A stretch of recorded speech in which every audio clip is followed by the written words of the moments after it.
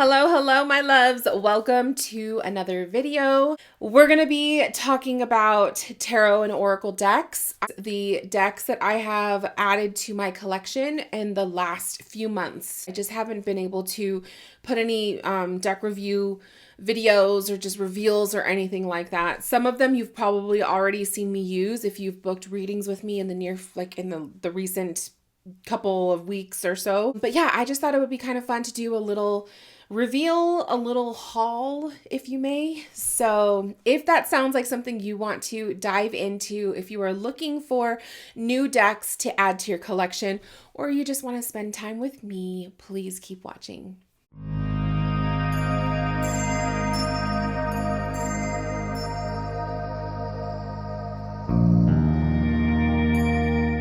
So first off, before we get to the decks, I have to show you guys the deck bag that I bought. I mean, actually, it's not a deck bag. It's a book bag because I think it is so cute. And that is a bag of books. And this bag is so friggin' cute. I love the color. It's pretty large, so it fits quite a few books when I am browsing Barnes & Noble. I have the premium Barnes & Noble membership, and with the membership, what it includes is one bag per year. Finally got my hands on one, and I absolutely love it. So whenever I go to Barnes & Noble, even if I know I just want to browse and I'm not going to shop, I still take a book bag because you just never know, and I just have to make use of my book bag. So I wanted to show you guys because I thought it was so cute. So let's talk decks. Let's just start off with the Rider-Waite first because I only have one of them to show you, and that is the Modern Hue Tarot. So I purchased a planner by Ritual Planner. I've talked about this in like one of my past videos. They also sell decks, pretty much outsourced by other creators and whatnot. And it is just I guess you could call it a clone, a Rider-Waite clone. But I absolutely love the colors and just the watercolor kind of a look to the images. So here are the card backs. You have like a dark grayish, kind of like a geometric shape. I don't know. It's just kind of different. And then the cards themselves do have a border. It's a very gentle gold border, but as you could see on the face, they are watercolor. So really pretty and very muted colors, and it's just a really pretty deck. And if you love Rider-Waite, you'll probably be obsessed. I know some of you guys really love Rider-Waite, and we always talk about that, so I thought I would show that to you guys. Here's the Hermit.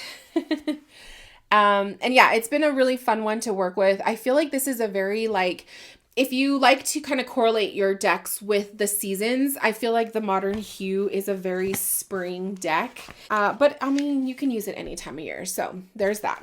The Old Style Tarot. This one is like a new release. This one just came out. And I love the look of this deck. It says it pays homage to classic European tarot traditions with appealing vintage style illustrations that highlight clear tarot symbolism. So here are the card backs. Really beautiful. Again, this deck is also very muted in color tone, which I actually prefer. I love a really good vibrant deck, but the muted tones really get to me. So those are the card backs. And then here are the cards themselves. Gorgeous. They are really like close, like zoomed in to the pictures. You get a lot of detail. They have a border, but the pictures actually expand beyond the border. Look at this Nine of Swords. What a gorgeous image. This is my favorite card from this whole deck. When I first got it, I had to sit and just go through it because I couldn't believe how gorgeous the images are. And they do have like that old style, I love this Eight of Wands, old style imagery. So if you're into that, if that's kind of your jam, this deck is so gorgeous. Here's the Lovers.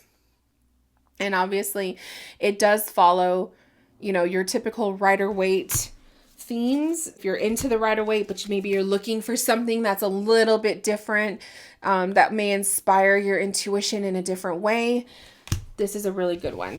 Okay, let's talk about the Mind's Eye Tarot. This one I wasn't sure if I was going to get because it's so detailed.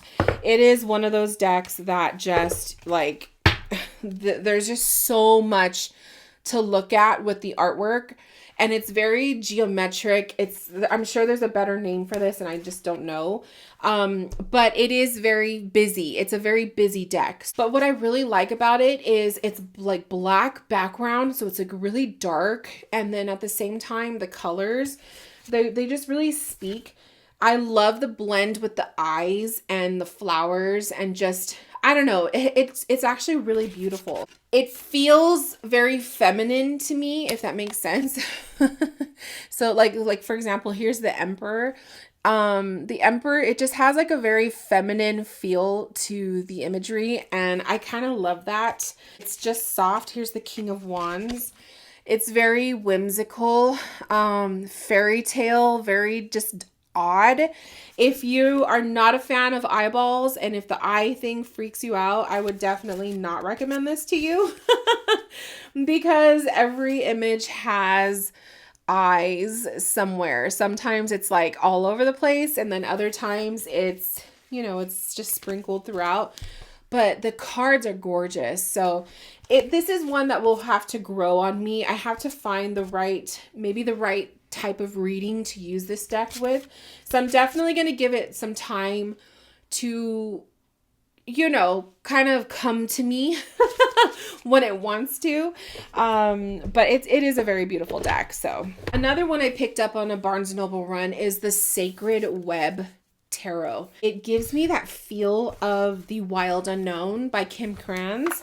So that's why I was like, I'm kind of in the mood for something like that to work with in the winter. I feel like it's a very good deck for shadow work and like that kind of stuff. I'm not a fan of the card backs in this deck. So that's kind of one thing that turned me off once I saw them, was like, I'm not really a fan of card backs that have wordage on it. I don't know. That's just a personal thing for me. But the art style is beautiful. So, and then you have those beautiful splashes of color throughout. So, and I love a deck that is animals.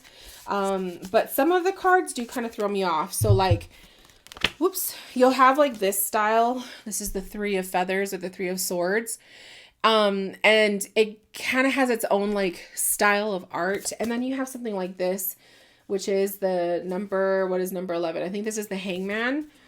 And it just kind of throws me off because to me, this feels like a whole different style of art. It kind of just doesn't fit. And when I saw that, it just like, I don't know. It didn't really impress me. Like, I don't like a deck that makes me feel like it's two different creators, if that makes sense. It's got to grow on me. And this might be one of those, like, I'll be honest, this might be one of those decks where I thought it was going to work with me, but it's not. And maybe I'll just pass it on to someone else. And you know what? This happens. Like, when you don't really get a chance to look at the cards before you buy them, that's kind of a gamble when you shop, you know, in person. I usually try to do a Google search, but you know, you're not going to see all of the cards. So it is what it is. Okay. The last tarot deck that I have to show you guys is the Tarot of Vampires. This box is gorgeous. Look at that. You have the big old rose, the card back here. I just love that it's red when you open it, and then the card backs themselves are so gorgeous. But I did a little deck mod on this one, and I went ahead and colored the edges red. So I just used one of those chisel tip, thick, like those big, you know how Sharpies have like their regular sized Sharpie pens? And then they have like these extra large ones, and they're like really thick, and it's a chisel tip. And they have like the basic colors. They have blue, red, black. I think they have some of the metallic colors. But if you want to do yours in red, that's what I used. So it was a chisel tip Sharpie, and it came out gorgeous. It's a very bright red, and it matches the rose really, really nicely. But the bleeding will not last forever, but it does bleed. So I'm being honest. Okay, let's talk Oracle decks. So this one I've had this one for a few months. Amazon purchase. It is called What is the Tea? Because that's exactly what this deck does.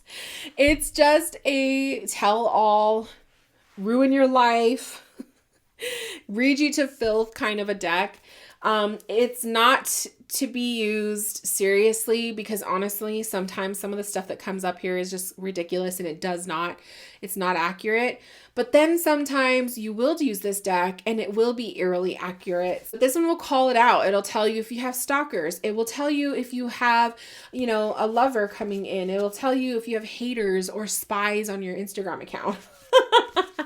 It's just kind of like one of those funky decks that is going to tell all of the tea, and I think that it really works. It does. It just depends on how you're using it. Okay. Let's talk about the tea leaf fortune cards. And I probably pull this deck out every single time I do a reading now for videos. I love it. It has a really cool it's kind of like Lenormand, to be honest. It really has its own systems. I put them in the bag that came with it because there's so many cards. There's probably like 100 of them. And when I'm sitting in sessions with my client, I will literally just do this. So we'll be asking the question or we'll be talking and I'll just be sitting there. And then once I feel like spirit wants me to stop, I will pull the card. And like for this one, for example, it's the harp, great happiness. And then you just intuitively make the connection, whether it's with the image on the card or what, It's really cool. It's its own system. I have done many readings with this and I love the cards. The Magical Spirit Oracle. I love the artwork. Look at those card backs. Like a beautiful coffee color, a coffee mixture of colors. I don't make any sense this morning. Sorry, guys. It's a very whimsical kind of artwork. It's beautiful. And these are cards that I would pull to tie in the end of a reading. So once the session's over, then I would pull a card, but it's pretty much a thought-provoked message to give to your client to think about. So the Soul Care Oracle cards. This is an astrology oracle. It's very soft. I love, love, love the imagery in the cards. It goes into the seasons. It goes into all of the zodiacs. It goes into the planets. Here's the card backs. So really soft energy to this deck. Very easy to understand. You have animal associations. If you're a beginner, it even has the moon phases. If you're a beginner with astrology, or you like for me personally, when I'm studying astrology, I like to use a deck with that because to me, that's just the way that I roll. I've always worked with the cards. So if you're studying astrology or if you love astrology decks or you're looking for a study deck, this would be a really good one. Believe in Your Own Magic Oracle. This deck is a really good deck for self-love, self-care, to boost your security in yourself, to motivate that self-love and empowerment. It's a beautiful deck, but it's huge and there's no borders. So the picture it just goes from end to end, but they're huge. So this is the Tower, unplug and relax for a spell. So it does have like little witchy themes, but they're modern witches. So I thought it was a really sweet one. I love that one. To forgive. It's super quick and easy to understand. You don't even need the guidebook for it because it's just like it's self-explanatory. So I really like decks like that, especially when you're like in a pinch, you're reading one-on-one, you have your client in front of you watching you while you're doing a reading. It's nice to have a deck like this to pull cards and you don't have to look in the guidebook and all of that. So we have this Seed and Sickle Oracle. This one, you guys, this has been around for a while. The cool part about this deck is it has 2 guidebooks. One of them represents the dusk, so the nighttime messages, the shadow messages. And then the other one is dawn. the new beginning, the fresh new start to a brand new day, or maybe the light or positive message. I love this too because there's animals. So like this one, you have a beautiful raven, but it's all herbs and flowers, and it's beautiful. The box is also really weird. It opens at the bottom. It just kind of throws me off, and then this one you have to stick them all in there. So the box is a little complicated for me, but it's okay. This is the Deadly Apothecary Oracle. I was so excited when I saw this one was coming out. It goes into the poisonous, the poisonous messages, the poisonous plants, the poisonous herbs. Look at the inside of the box. It is like a splash of red. It is so gorgeous. I love when the packaging is beautiful. You have the same look for the card backs of the cards. Absolutely gorgeous. And then they have those red gilding. Oh, red is like one of my favorite colors. And then each card is, and I love that. I love that it's like red and then it's the black background. So each card has the plant, and the plant is actually done in to look like a human. Well, not really. I mean, she's not human, but she's like human plant like. And you get this beautiful message in the guidebook telling you, explains to you the plant, the poison of it, and all of that, and then you get your divination message. So it is a really fun one to work with. I like to use it for the shadow of the question, or like to look at the fear for my client. So that's how I've been like approaching this deck.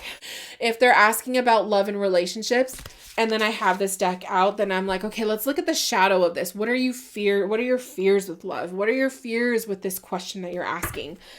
And that's kind of how I approach it.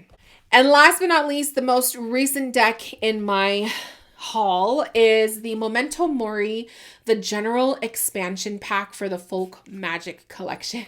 So if you are one of those collectors of the Momento Mory decks, there's a whole bunch of them. The creator is Claire Goodchild. She comes out with like expansion packs. I do love Claire Goodchild's art and her creations. I love all of her stuff. So I do have almost all of her independent decks. The Memento Mori is kind of done. It's like a blend of Lenormand, and then you can also use it as an oracle. It's a lot of like the mixture of life and death. All of the cards, all of the expansion packs have the same backs, so you can literally mash them all together and just have one huge ass deck. And pretty much like you have to use the little pamphlet that comes with it unless you can intuitively decipher a message from, the object. So this is for example, this is the pipe. I mean, what are you going to get from this, right? Other than like, oh, maybe if you're connecting with a grandfather energy who liked to smoke. I mean, like that's like a very specific way to connect, but when you're really in the zone using her cards, you can actually get some really cool mediumship connections. But also the pipe will also have like a divination message based off of the little guidebook. It's more of a little pamphlet, but those keywords help out a lot. I really like her style. I like the simplicity to her art. And yeah, it just really works. So I don't know if she's going to keep adding to it or whatnot, but I figure I already have all of the other ones. So I may as well, add to, what I already have. But her stuff is a lot of fun. And it's one of my favorites to pull out in the fall season when I'm really tapping into that spirit message stuff. So beautiful deck, the Momento Mory. And that is it, you guys. So that is my entire haul. That is everything that I have added to the collection. I think I unhauled maybe 50 decks probably throughout the end of the year last year.